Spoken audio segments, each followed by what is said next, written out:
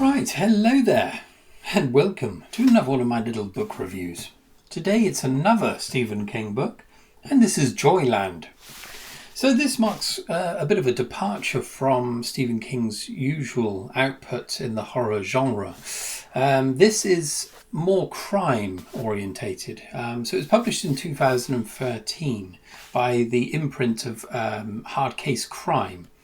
So this is an imprint that deals specifically with the hard-boiled detective kind of stuff from the 40s and 50s. Hence the design of the cover, which is quite marvellous, I think. Although it doesn't really relate too much to the story itself, other than the girl there in the bright green dress. But we'll get to that shortly.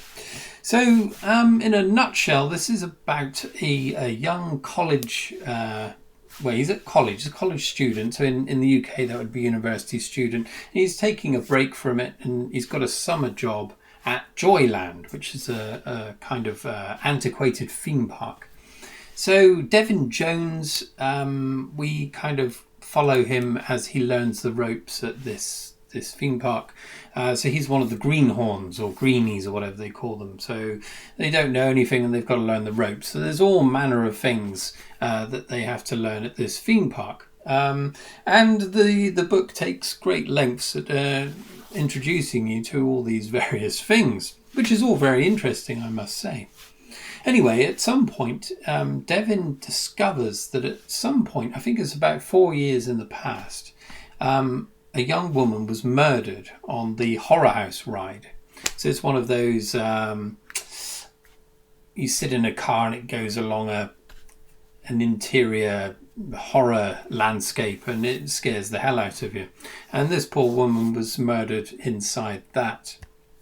Not only that, but following the murder, apparently this horror house is haunted. So Devin learns from a number of the employees that yes, there is a ghost and some people can see her when they take the ride, but not everyone.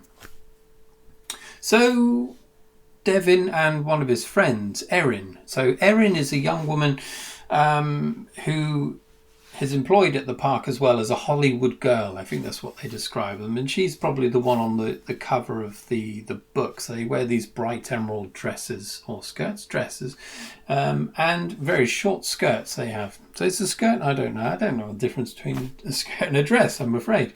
And they go around the park with a camera. And so they take photographs of the tourists in the park and they try to sell them the photograph. This is set in the 1970s, by the way, so the photographs are all in black and white that they might be able to purchase. Anyway, Erin and Devin decide to try and work out this crime because the murderer was never caught. And despite the fact that there were photographs taken of him by one of these Hollywood girls back when the murder took place. So that's a very interesting setup for what unfolds. Alongside Erin and Devin, there's another young chap, I think he's called Tom, and he ends up getting with Erin as a couple. And Tom alone is the only one that actually sees the ghost of this murdered woman, of these three friends. And he's totally spooked by it. But Devin is very upset that he wasn't able to see it himself. So he bears this strange kind of grudge that he wasn't able to see the ghost himself. Running alongside all of this is the fact that Devin's getting over a failed relationship with someone that he probably shouldn't have been with back at college. And so it's a sort of coming of an age thing at the same time. Now, the only other two major... There's lots of other cast of characters, but the other main one is Mike, who's a young boy. I don't know how old he is, actually. Younger than 10, I would say. I'm not sure. I can't remember. Anyway, he's wheelchair bound, and Devin sees him on his walks to the theme park every morning. So it's on the stretch of beach. So it's a beachfront property, great big rambling wooden mansion. And he sees him there and eventually befriends the boy and his overprotective single mother, Annie. Now, the boy as it transpires, has some kind of latent paranormal psychic ability, shall we say. And that's intrinsic to what happens and what unfolds towards the end, where we find out who the murderer was. I'm not going to give any spoilers here, so don't worry about that. I would say though, when you find out who the murderer is, it's very surprising, as often is the case with these sort of things. So the things I liked about this book was the setting primarily. So it's the theme park itself, this Joyland. It's an antiquated theme park. It's part of a bygone era. I suppose we've all seen these places in the past, these amusement parks that just are clinging on by the skin of their teeth. And they retain that aura of an older time. I absolutely love those things. And it's a shame that they're slowly getting nobbled. It's interesting that this was set in the 1970s, and yet this was a theme park harking back to the 50s perhaps. But the same kind of feeling prevails. It's something it's existing, but it's anachronistic. It shouldn't really exist anymore, but it still is. And it's very quaint for that. And it's very lovingly described. The other thing that runs alongside this is the kind of carny aspect of it. So I don't know if you're allowed to say carny. It's actually said in the book, but it's also the roots of this theme park are in the old tradition of carnival, or these travelling carnivals that used to crisscross their way across the USA.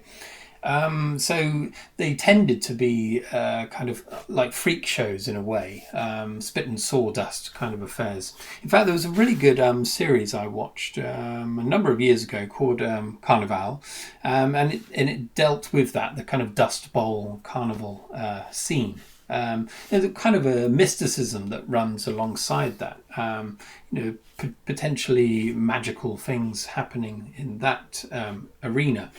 So this has some of that. Its roots are in that. So a lot of the lingo that's talked between the various employees it's like another language, and it's a really interesting language. Even if it was, I think largely, I think Stephen King derived these from actual carnival speak.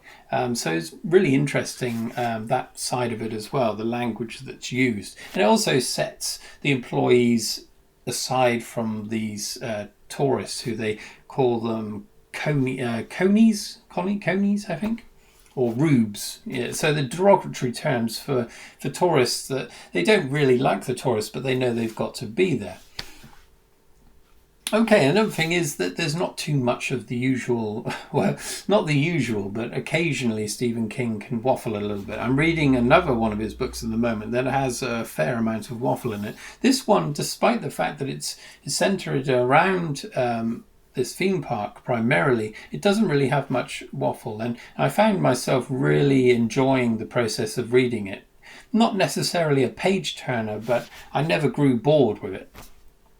The characters are believable, and there's a kind of pervasive, pleasant atmosphere that surrounds Devin and his friends, despite the fact that there's all these mysterious and insalubrious things going on in the background.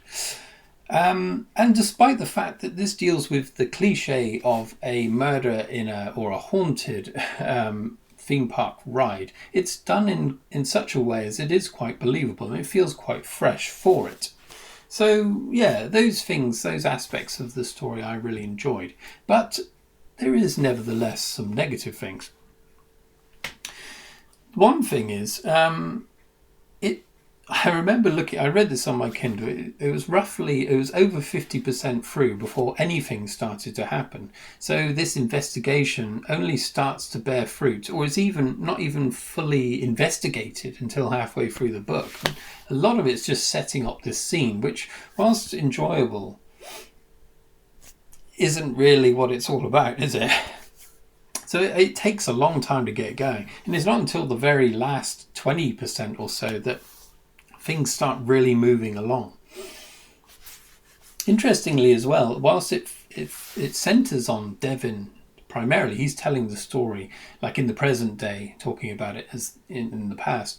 He does very little investigating. I mean, he's just the one that ends up staying longer than everyone else working at the theme park. He decides to, I think primarily because he enjoys the work, and also he doesn't want to go back to university or college and confront the failed love life that he once had. But it's Erin that ends up doing the investigation. So she does all the legwork, and it's at a certain point in the book, after the 50% mark, that she comes back and tells him everything that she's found out. So it's less of an investigation by Devin or them together than it is her doing it in the background. But the stuff she finds out is very interesting, and there's a very unsettling atmosphere once you find out what she's found out, if you know what I mean.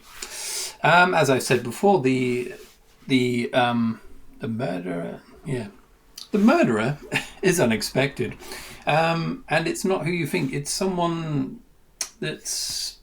No, I'm not going to say anything about it, not at all. But you don't see it coming, I will say that. But the ending, I must say, was unfulfilling, and not a little ridiculous. The way the murderer and Devin end up meeting is very contrived and frankly slightly bonkers, but it's an ending, I will just give it that. But I felt slightly deflated by it, I must say. Now, the main criticism I would have is that somehow this manages to dodge both genres. It's not entirely horror, and it's not crime, and it's less crime than anything, I would say. The premise of trying to solve this murder I thought would be a really interesting story, but it seems an aside to the experience of enjoying this theme park and Devin's life in general. So, and the horror aspects, I mean, the fact that there's a ghost there, that there's some psychic ability with this boy. Those things it was good, it was subtle, but obviously it doesn't fit entirely into the horror genre either. I personally think it was a good book, but it missed the mark. Let's put it that way. So out of 5, I would give this 3, I suppose. Never at any point did I think this was venturing north of the 3-star mark, but it was definitely readable, and I enjoyed it. Just was let down at the end. Well, throughout, I suppose.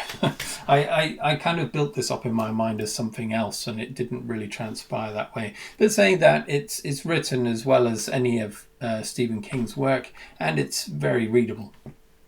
But check it out if you fancy it. Right, I'll leave that there. It's been a bit of rambling nonsense as usual, but hopefully you get the idea.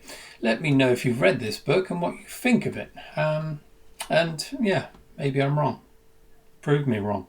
Anyway, I'm off. Cheers. See you later.